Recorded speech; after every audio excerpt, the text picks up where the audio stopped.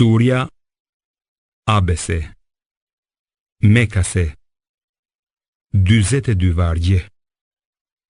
Bismillahirrahmanirrahim. Me emrin e Allahut, të gjithë mëshirshmit, mëshirëplotit. Ai u vrejt dhe ktheu kurrizin kur i erdhi pranë i verbri.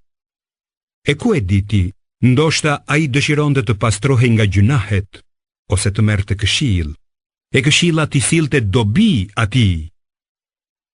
Sa për atë që është i pasur, ti atij po i kushton vëmendje, megjithse nuk ke përgjegjësi nëse ai nuk dëshiron të pastrohet.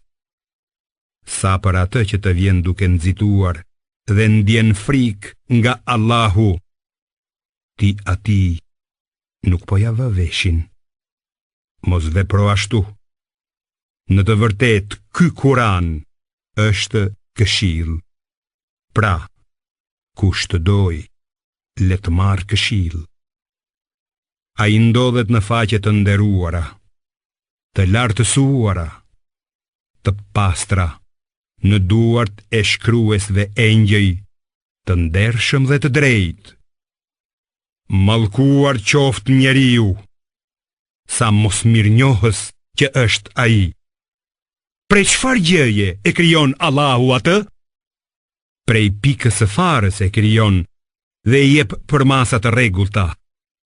Më pas ja lehtëson rrugën e lindjes, e pastaj e vdes dhe i cakton një varr, dhe kur të dojë, ai e ringjall. E megjithatë, njeriu ende nuk i ka plotësuar ato që i ka urdhëruar ai. Le të mendoj njeriu për ushqimin e vet.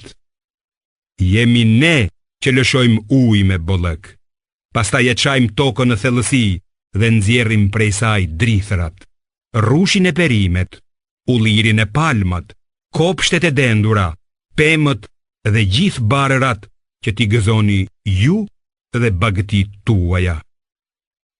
Por kur të vi ushtima, atë ditë njeriu do të ikë nga i vëllai, nga e ëma dhe nga jati, nga e shoqja dhe nga fëmijët e vet.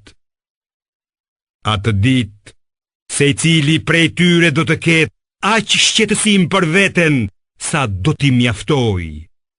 Atë ditë do të ketë fytyra rrezëllore, të qeshura e të gëzuara. Atë ditë do të ketë edhe fytyra të pluhurosura që do t'i mbulojë errësira. Këta janë jo besimtarët, gjunahqarët.